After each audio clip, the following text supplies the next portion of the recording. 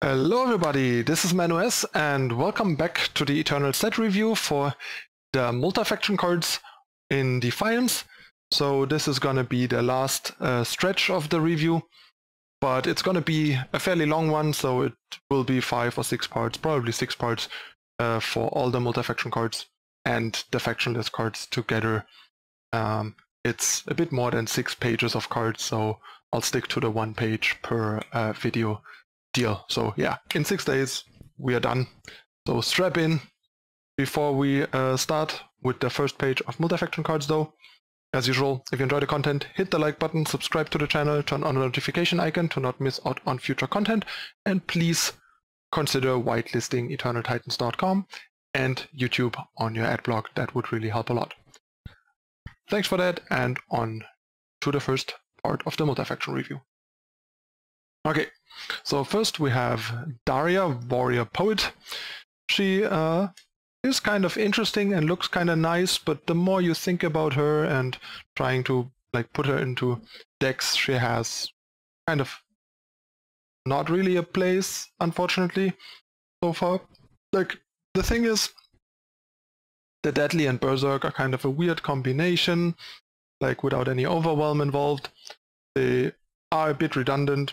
She's 3/4, so the opponent can just kind of, yeah, put a bigger guy in front and trade, and then the Berserk doesn't do anything. And if the opponent doesn't block, the Deadly doesn't do anything, so one of the two abilities is usually irrelevant, and they don't really synergize with each other. Pledge is nice, because it's a multi-faction card, so it can fix your colors.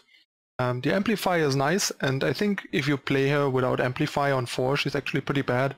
She starts becoming decent once you play her for 6 with an Amplify on another unit. One of the most obvious and probably most useful things you could do with her is put her into some kind of Praxis midrange.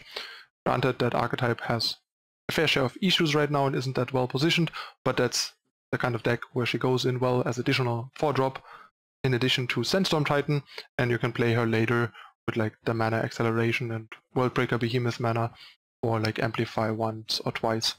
Also, Worldbreaker Behemoth happens to be a great Amplify target because thanks to its overwhelm, the Deadly matters a lot there. It has high health, so the Berserk also does a lot there, and it also ramps up the trigger and everything.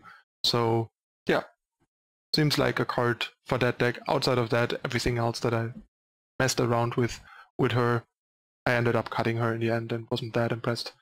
She's kind of in a weird spot, I think. In Limited, however, she's obviously a very powerful card.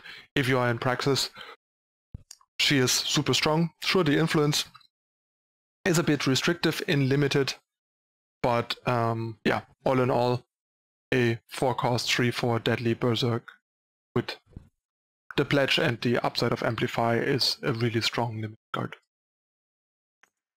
Next we have Stoneshell Walker, 5-cost 5/5.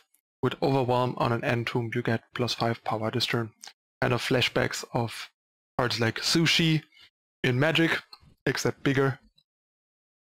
But yeah, all in all, I don't think this is gonna do it in Constructed. There's just so many better 5-drops in these colors, and it's also, yeah, the card is often gonna die in your opponent's turn.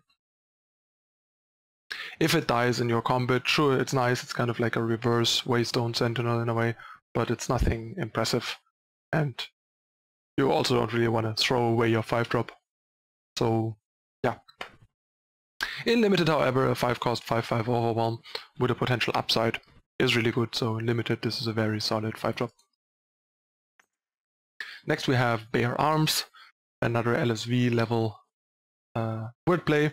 It's a 2-cost +1/+1 weapon, and when you play a unit, Bare Arms gets +1/+1. Yeah, not that impressive. In Constructed, I don't think this is good enough. It's too slow, it's too expensive, too underpowered without any buffs. But in Limited, this seems like it could fit into a low-curve aggressive Rakano deck and be pretty solid there. But it's probably also fairly specific in Limited and not that great. Next we have Highland Sharpshooter, one of the cool new toys for Rakano aggro type decks. It's a 2-cost 3/2, so that's not too impressive, but the renown is where it's at. When Highland Sharpshooter attacks this turn, give the top unit of your deck her battle skills and plus attack and health equal to hers. So this is primarily paired with Warhelm, because that's the best keyword charge. That means she can attack right away before the opponent can, for example, kill her. Then the next unit you draw has +4/+2 charge and Warcry, which is super strong. And yeah, if Sharpshooter gets to live and attack more, that's also great, because Warcry and 4 damage return is a pretty good deal. Other cards that you might see in these decks are something like Elder's Feather, turning this into a 4/2 flyer, since flying is also a potentially strong keyword in an aggressive deck, and then giving +4/+2 and flying to the next unit you draw. Seems like a pretty good deal. So yeah, pretty good new constructed card, especially in Recano aggro, but might be interesting in some other brews, even like some 3-faction attempts, similar to decks we have seen in the past. In limited, a 2-cost 3/2 is already pretty good, and the renown should be pretty manageable in limited, and makes it even better, so it's a really good limited 2-drop.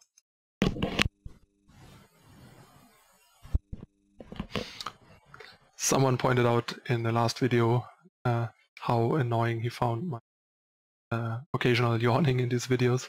I just noticed that it's kind of really hard to avoid that for some reason. It's not like I'm not sleeping or recording these videos super tired. I just woke up like 4 or 5 hours ago and I'm well slept the entire night.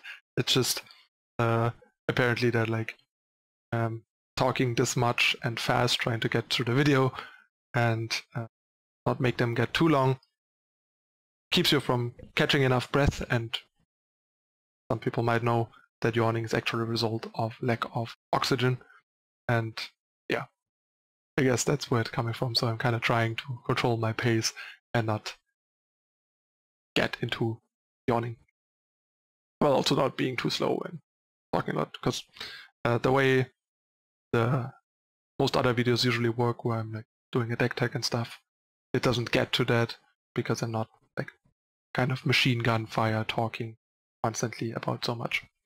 Anyway, on to Red Canyon Smuggler. This is one of the better new smugglers. It's a 3-cost 2/3 double damage, so effectively a 4/3, with the upside that if you buff it with anything, the offensive part of that is getting virtually doubled by the double damage. And yeah, you get to buy fire and justice cards from your market, but if you don't know, black market means you can't have cards in your market that are in your main deck. But yeah, this even allows you in like 3-faction decks to get multi-faction cards that are justice or fire but another card, so giving you a massive amount of flexibility, especially in 3-faction decks. And yeah, if your deck doesn't need additional copies of a card that is already in your deck to increase consistency, this is an amazing merchant for your deck. And this also is one of the best merchants for aggressive decks, especially like Recano aggressive decks, obviously, because a 2/3 double damage for 3 is already a very solid 3-drop for a deck like that, even without the summon effect. Of course, in limited, this is still very solid. Next we have Eaton, Asterias Noble. It's a 4-cost 4/4 pledge, so the Recano pledge guy. A 4-cost 4/4 with no battle skills, not pretty impressive. And when one of your units becomes renowned, create and draw a 3/3 Crownwatch Deserter with Warcry. So yeah, in constructed this is not remotely playable, way too situational, way too weak, way too slow. In limited, however, this is pretty solid. A 4-cost 4/4, even a hard to cast one, is pretty good. Color fixing attached to it even better. And then if you are in a renown heavy deck, its ability can generate a lot of card advantage, which is nice. Next we have Aigen's Workshop, the Recano site, double fire and 1 justice and 4, just like Aigen.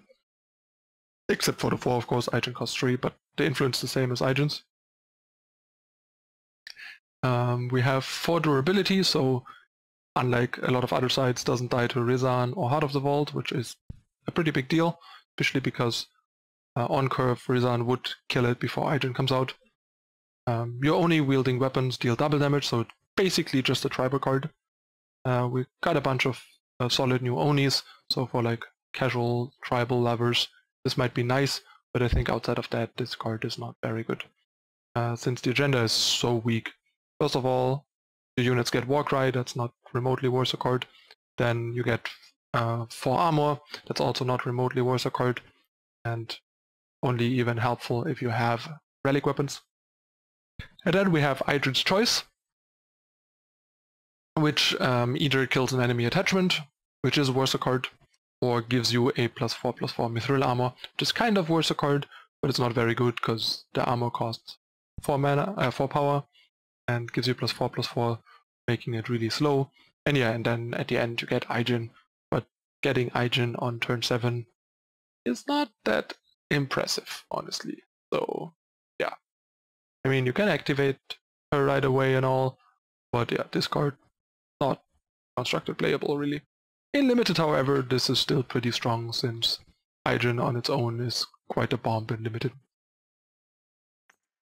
Then we have Deadeye, another pledge card, a 6 cost 5/5. On Renown, if a spell or weapon costs 4 or more, play a +1/+1 weapon on each of your units, otherwise just play 1 on Deadeye. So yeah, this is basically a poor man's version of the 5 cost Jack that gives all attacking units a +1/+1 weapon, and this does it like one time on Renown.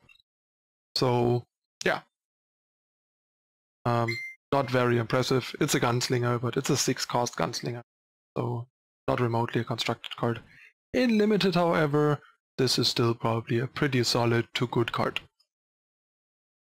Next we have Mighty Strikes. Another card that I think is too underpowered for constructed. I've seen some people play it in constructed, but I just don't think it's good enough. 2 cost tricks are already really bad in constructed, and then this is not even a powerful trick for constructed. Like 2 power for +2/+2 and Overwhelm is just a really bad raid.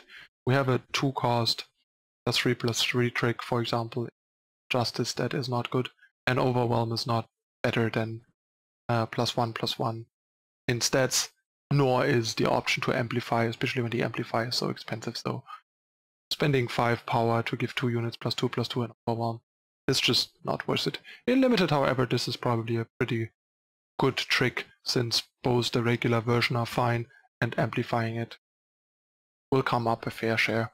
So in limited, this seems like a really good trick. Next we have Hounding Peak Smuggler, one of the smugglers that people I think initially thought is better than it is, and by now kind of figured out that it isn't.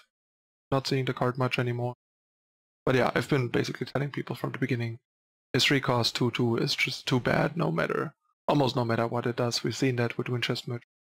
And 1 spell damage just doesn't do enough. Usually you don't have enough cards in your deck for it to matter. Sure, you can put some cards in your market to synergize with this, like Signal Flare and Torrential Downpour, to make it a bit better, but you still end up with playing a 3 cost 2/2 in constructed, which almost equals to like skipping your turn effectively. So this is just not good enough.